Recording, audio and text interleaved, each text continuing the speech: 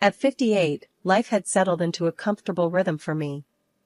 My days were filled with the simple pleasures of home life and long, leisurely walks with my husband, Tom, who had recently retired. Our son, Danny, had grown into a man of 30, married to Clara, a woman with whom my relationship could best be described as strained. Despite the friction, I held out hope that time would mend whatever rift lay between us. It was a typical Thursday afternoon when the phone rang, slicing through the quiet hum of our home. Tom was out in the yard, probably fussing over his tomato plants, and I was knee-deep in a book, enjoying the kind of peace you only get when you've retired to the outskirts of the city. Our life was simple, the way we liked it. "Hello?" I answered, expecting it to be Tom, maybe needing a hand with something outside. "Hey, Mom, it's Danny." His voice, always a bit hurried, sounded even more so today. "Danny, what's up? Is everything okay?" I sat up, my book forgotten. Calls in the middle of the day were rare. Danny's job kept him busy, and Clara, his wife, even busier with her own things. Yeah, everything's fine. Listen, I was wondering. Clara and I are getting our place renovated, and it's turning into a bigger mess than we thought. Can we crash with you and Dad for a bit? There was a hopeful lilt in his voice, but it was rushed, almost as if he was expecting a no. I paused, considering. Our small house wasn't exactly guest-ready, especially not for an indefinite stay.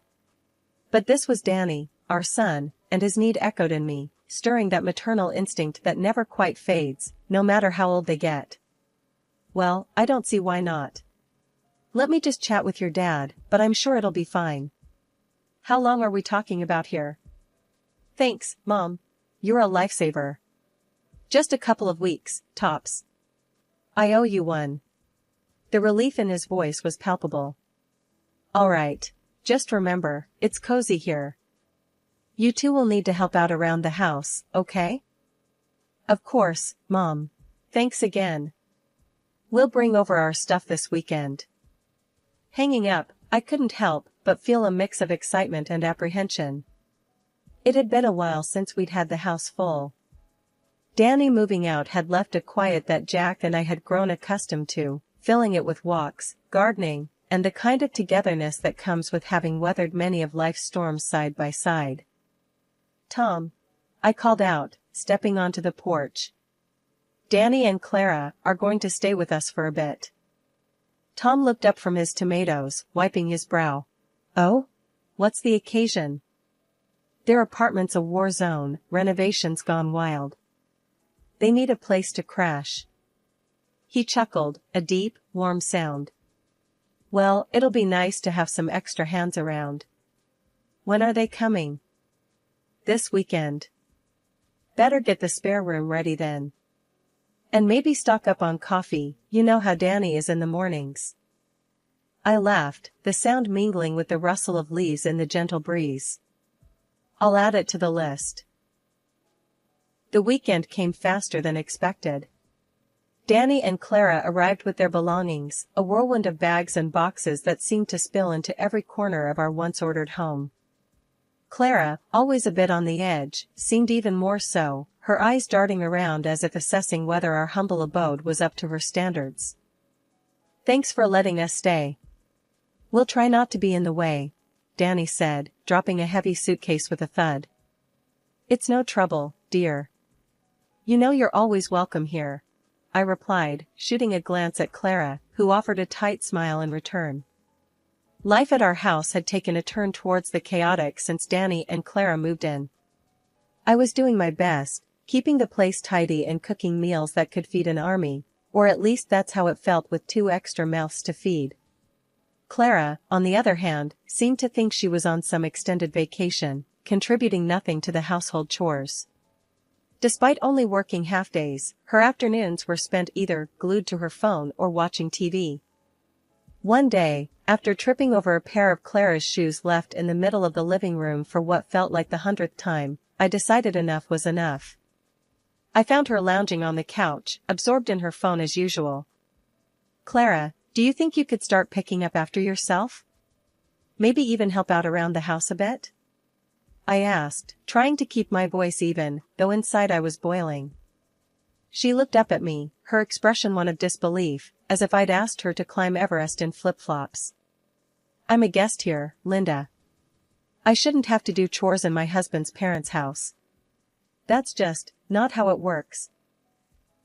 I stared at her, dumbfounded by her audacity. Well, in this house, we all contribute. It's not a hotel. The conversation went nowhere. Clara simply shrugged and went back to her phone, leaving me fuming. That night, I made a decision. I cooked dinner, just for Tom and me, a silent protest against Clara's laziness.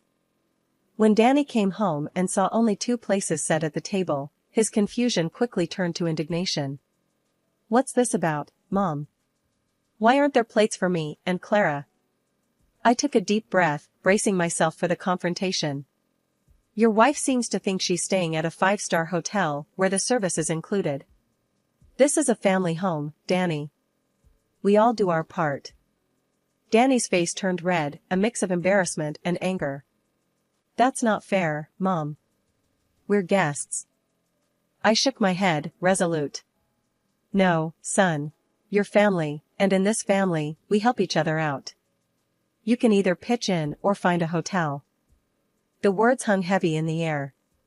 Danny stormed off to talk to Clara, and I could hear the muffled sounds of their discussion.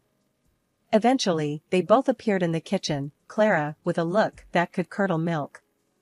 Fine, Danny said, his voice tight. We'll help out around the house. Clara didn't say a word, just nodded stiffly, her arms crossed over her chest as if she'd been asked to donate a kidney rather than wash a few dishes. After weeks of endless cleaning, cooking, and refereeing arguments between Danny and Clara, I hit my breaking point. Tom, I said one evening, we need a break. How about we book that hotel by the ocean you've always talked about?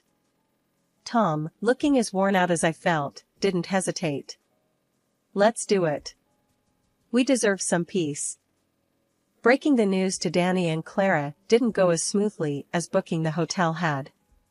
You're going on a vacation? Danny asked, disbelief coloring his tone. Why? You're always at home. I bristled at his response, the insinuation that my days were leisurely enough as it was. Even people who stay at home need a break, Danny. Especially with the extra workload we've had. Danny's next words floored me. Instead of wasting money on a holiday, you could help us out more. We need new furniture for the apartment. I stared at him, speechless. This was the boy I'd raised, who I'd poured my heart and soul into. I can't believe you're saying this. Your father and I are going, and that's final. Our trip was a balm for our weary souls. The ocean's roar, the sunsets, long walks on the beach, all of it reminded Tom and me of the world beyond our doorstep, beyond the daily grind. Returning home, however, was like stepping into a disaster zone. Pizza boxes towered like skyscrapers on the kitchen counter, empty bottles clinked together on the floor, and a general layer of dust and disarray covered everything. It looked like a tornado had swept through, deciding to make our living room its final resting place. Danny, Clara, I called out, my voice echoing through the chaos. They emerged, looking sheepish and a bit caught off guard by our early return. Why didn't you clean up? You knew we were coming back today, I asked, struggling to keep my voice level. Clara shrugged, her indifference like a slap in the face. No one pays me to clean up around here. Tom and I exchanged glances, both of us teetering on the edge of losing our cool. This is not a hotel, and you're not guests. You're family, and this is your home as much as it is ours, Tom said, his voice firm yet controlled. Danny seemed to shrink a bit, perhaps realizing the extent of their neglect. Sorry, Mom, Dad. We'll clean it up now. But the damage was done, the disregard for our home too stark to ignore. As they scrambled to tidy up, Tom and I retreated to our room, the joy from our trip fading fast. The realization that our return to peace was temporary weighed heavily on us. Our home, our sanctuary, had been treated like a mere crash pad, and the respect we expected from our own family felt miles away. As December rolled around, the chill wasn't just in the air, it had settled right into our home, thick and palpable. Christmas, a time I'd always cherished for its warmth and togetherness, felt under threat this year. Still, I was determined to keep traditions alive, to find some joy in the season, despite the tensions. "Tom," I said, pulling out boxes of decorations from the attic. "Let's make the house look festive. Maybe it'll lighten the mood around here." Tom nodded, a small smile breaking through his usual reserved demeanor. "That sounds like a great idea, love. Let's deck the halls, then." The process of decorating became a bittersweet activity. Each ornament, each strand of lights, was a memory, a reminder of Christmases past when Danny was just a boy, his eyes wide with wonder at the sight of the tree all lit up. This year, however, Danny and Clara seemed more distant than ever. When I asked if they wanted to join in, Danny shrugged. "We're actually planning to go to the mountains for Christmas, just Clara and me." The news hit me harder than expected. "Oh, I see. Well, that sounds like a lovely trip," I managed to say, my voice steady, despite the pang in my heart. Clara, who'd been silent, finally spoke up. "Yeah, we thought it'd be nice to have a change of scenery. Besides, it's not like we're missing much here, right?" Her words, sharp and dismissive, stung. I bit my tongue, focusing on the garland I was untangling rather than the growing gap between us. Determined to inject some warmth into our strained relations, I thought of a simple yet hopeful gesture. "Tom, what if we give everyone lottery tickets for Christmas? It's fun, and who knows, it might even bring us some luck." Tom, ever supportive, just nodded. "Sure, love. It's worth a try. Might lighten the mood around here." When Christmas Eve came around, I carefully wrapped the tickets in festive paper, hoping to see a spark of excitement or at least a smile from Danny and Clara. The moment of truth arrived as we sat around the living room, the air filled with the mixed scents of pine and the cinnamon from the cookies I'd baked. "Here you go, everyone. A little something for fun," I said, handing out the envelopes with a hopeful smile. Danny took his with a puzzled look, but it was Clara's reaction that left me stunned. She barely glanced at the envelope before tossing it aside with a scoff. "Lottery tickets? Really? That's what you think of giving us?" My heart sank, but I tried to keep my tone light. "It's just for a bit of fun, Clara. Everyone enjoys the thrill of possibly winning something, right?" Danny, catching on to Clara's disdain, shrugged and set his envelope on the coffee table. "Thanks, but it's not really our thing."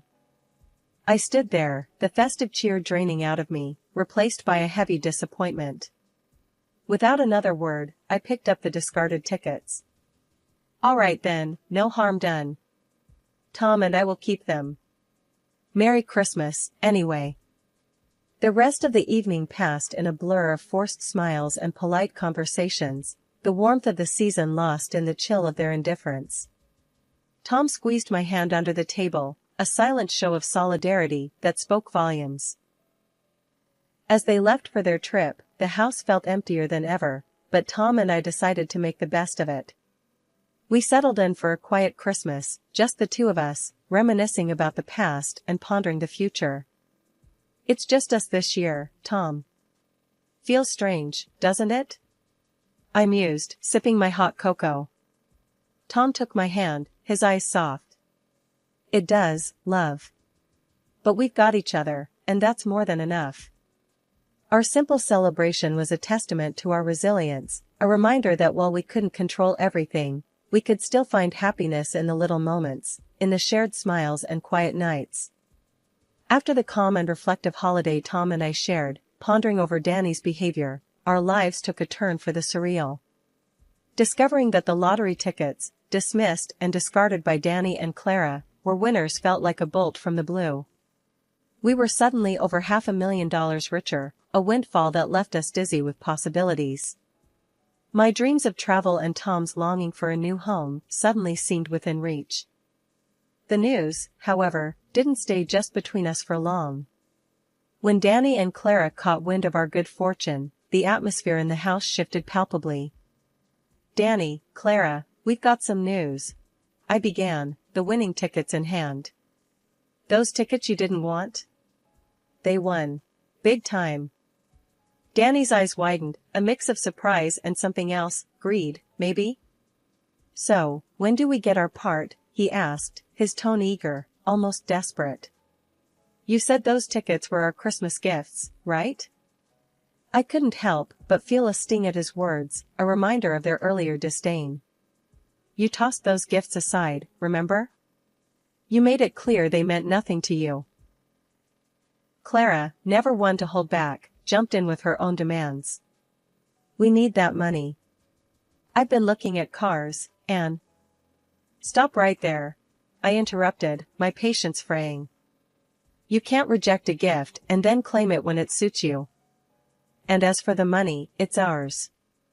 We're thinking of traveling, maybe even buying a new home. And it's time you two found your own place. Your apartment's renovation has been done for ages." The conversation spiraled from there, Clara's face turning a shade of red I'd only seen on tomatoes in mid-July. She stormed off, her exit marked by the slam of a bedroom door, leaving a heavy silence in her wake. Danny, however, wasn't ready to drop it. "But the apartment isn't ready. We can't move out yet." Tom and I exchanged weary glances. This wasn't the first time we'd heard that excuse. "Listen, Danny, we've been more than accommodating, but it's been months. It's time you two figured things out on your own." The standoff lingered, an uncomfortable cloud over the house, until, finally, I caved. "Fine. 1 more month. But that's it. Use it to get your apartment sorted." Danny nodded, relief visible in his posture, but the tension didn't dissipate. It hung between us, a reminder of the growing divide, of expectations unmet and generosity taken for granted. The evening was settling in, a soft golden light filtering through the curtains, when I noticed Clara's laptop left carelessly on the living room table. I moved to tidy up, my hand accidentally brushing against the mousepad. The screen flickered to life, revealing tabs that sent a shiver down my spine, legal advice on declaring someone legally incompetent, understanding first-line errors, and guides on claiming an inheritance. "Tom," I called out, my voice a mix of disbelief and concern. He came over, and I pointed at the screen. "Look at this." He squinted at the laptop, reading the open tabs, and his brow furrowed. "What in the world?" "We don't know for sure what this means," I said, feeling a knot of worry in my stomach. "But we can't just ignore it." Tom nodded, his usual calm demeanor taking on a hint of steel. "We won't. Let's make sure we're protected." The decision to visit our lawyer wasn't taken lightly. We explained the situation without naming Clara directly, seeking advice on how to safeguard our assets and ensure our will reflected our wishes. The lawyer recommended updating our will to protect our estate, advice we took to heart. We made the difficult decision to exclude Danny from our will, a move that pained me deeply but felt necessary under the circumstances. Additionally, I took steps to secure our bank accounts, adding extra layers of security and setting conditions for withdrawals and transfers.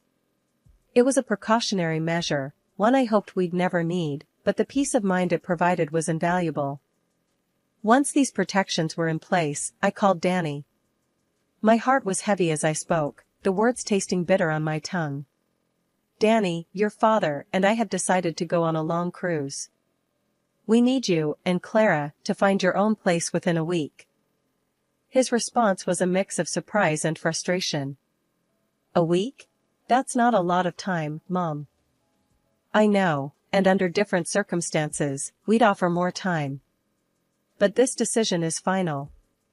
It's time for all of us to move forward," I said, trying to keep my voice steady. After the call, Tom and I shared a long, silent look. The news of the upcoming cruise was a way to push Clara to take decisive action. On a crisp Saturday morning, with a plan heavy on our hearts, Tom and I decided to leave a recording device hidden in the living room. Our home, once a place of warmth and laughter, had become a stage for a plot that chilled us to the bone. With the device set, we went for a walk, hoping the fresh air would clear the storm of emotions brewing inside us. Upon our return, the aroma of dinner welcomed us, a surprise from Clara, who had never before taken the initiative to cook for us. This unexpected act of kindness left us bewildered, teetering on the edge of hope and suspicion. "Let's listen to the recording before dinner," I suggested, my voice barely above a whisper. Tom nodded, his face etched with worry. In the privacy of our bedroom, we played the recording. The voices of our son and Clara filled the room, unveiling a plan so dark it felt like a punch to the gut. Clara, with her knowledge from working in a psychiatric center, detailed how they could use certain drugs to incapacitate us, with the end goal of declaring us legally incompetent and seizing control of our assets. Hearing Danny's hesitant agreement was a betrayal that cut deeper than Clara's scheming. Our own son, complicit in a plan that would rob us of our freedom and our life's work. The recording ended, and silence engulfed us, a silence heavy with the weight of shattered trust. Tom reached for my hand, his grip firm, a silent vow that we would face this together. "We can't confront them directly," I said, my mind racing. "We need to be smart, to protect ourselves and expose their plot without putting ourselves in danger." Tom agreed, his jaw set. "We'll play along for now, but we're taking steps to secure our safety and our assets. They won't know what hit them." The decision to act as if nothing had changed was one of the hardest I've ever made. To sit at the dinner table, sharing a meal Clara had prepared, knowing her intentions, required a strength I didn't know I had. We thanked her for the dinner, exchanging pleasantries while a storm raged within us. Our son, our flesh and blood, had been drawn into a scheme against us, and we were determined to find a way to reach him, to remind him of the values we had tried to instill in him. As we laid our plans, Tom and I knew the road ahead would be fraught with challenges. But together, we were resolved to navigate it with grace, to emerge not just unscathed but stronger. After the harrowing discovery and the tense days that followed, Tom and I decided to handle the situation with as much grace and caution as we could muster. We played along with Clara's plan, pretending that the effects of the supposed drugs had taken hold. The day she planned to administer the final dose, we had already set our plan into motion. That evening, as we sat down to what was supposed to be our last meal in our own home, the doorbell rang. Clara, confident in her victory, went to answer it, only to find the police on our doorstep. I had called them earlier, explaining our suspicions and the imminent danger we believed we were in. "We believe there's been an attempt to harm us," I told the officers, my voice steady despite the turmoil inside. "Could you please analyze this tea?" Clara tried to intervene, her face a mask of panic as she reached for the kettle, but one of the officers was quicker, securing it for evidence. The investigation that followed was swift and damning. The evidence against Clara was overwhelming, leading to her conviction. While it pained me to see my family torn apart this way, the safety and well-being of Tom and I had to come first. We received a significant financial compensation, but no amount of money could repair the emotional and relational damage that had been inflicted. In the aftermath, Danny and Clara's marriage crumbled, and he moved away, starting anew in another city. Though our hearts ached for what could have been, Tom and I knew that some bridges were too charred to be crossed again. A year later, Clara reached out, claiming to be pregnant and in need of financial support. The call was a jarring reminder of the pain we had endured, but it also underscored the distance we had come. "You know that's not possible," I said firmly before ending the call and blocking her number. It was a definitive closure on a chapter of our lives we were eager to leave behind. Tom and I sold our old house, the scene of so much strife, and moved into a new home that was everything we had dreamed of. It was our sanctuary, a place where the shadows of the past could not reach us. The sale, coupled with our financial compensation, left us with more than enough to fulfill our dreams of travel and a carefree life. As we settled into our new home, we often reflected on the journey that brought us here. The trials we faced tested our resolve, our morality, and our behavior towards those we had once considered family. But in the end, we emerged stronger, with a renewed appreciation for the peace and security we had fought so hard to protect.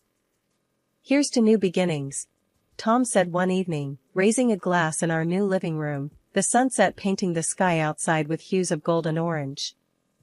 "New beginnings," I echoed, the words a promise of hope, of adventures yet to come, and of the unbreakable bond that had carried us through the storm. Our story was not one of revenge or bitterness, but of resilience, of the moral courage to stand up for ourselves, and of the profound belief that moving on was not only possible but necessary for our happiness and well-being.